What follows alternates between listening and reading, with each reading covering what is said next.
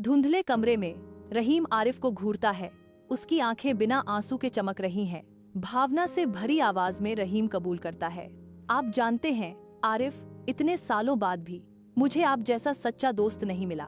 आरिफ भारी मन से जवाब देता है, मुझे भी तुम्हारे बिना अधूरापन महसूस होता है। आरिफ इस निष्कर्ष पर पहुंचते हैं कि एक उदास सच्चाई हवा में लटकी हुई है, लेकिन समय बहुत कुछ बदल देता है। ठंडे रेलवे प्लेटफॉर्म पर रहीम और आरिफ आसन अलगाव की कठोर वास्तविकता का सामना करते हैं। हवा में सांसें धुंधली हो रही हैं।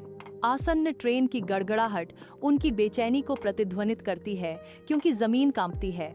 रहीम की आवाज उनके बिछड़ने के भार से कांपती है।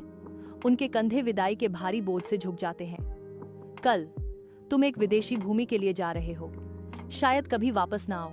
आरिफ शांत संकल्प के साथ जवाब देता है।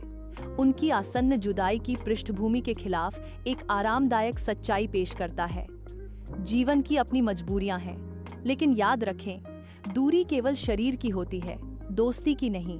जैसे ही ट्रेन करीब आती है, दोस्त साझा समझ की एक नजर का आदान प्रदान करते हैं। उनका बंधन परखा जाता है, लेकिन आने वाली मीलों से टूटा नहीं।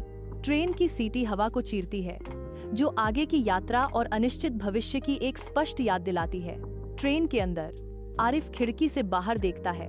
उसकी निगाहें दूर और उदास हैं। मंच पर रहीम खड़ा है। उसका चेहरा दुख का एक कैनवास है, क्योंकि वह प्रस्थान करती ट्रेन को देखता है। आरिफ मुड़ता है। उसकी आंखें कांच के माध्यम से रहीम से मिलती हैं। उनके बीच एक मौन बातचीत होती है।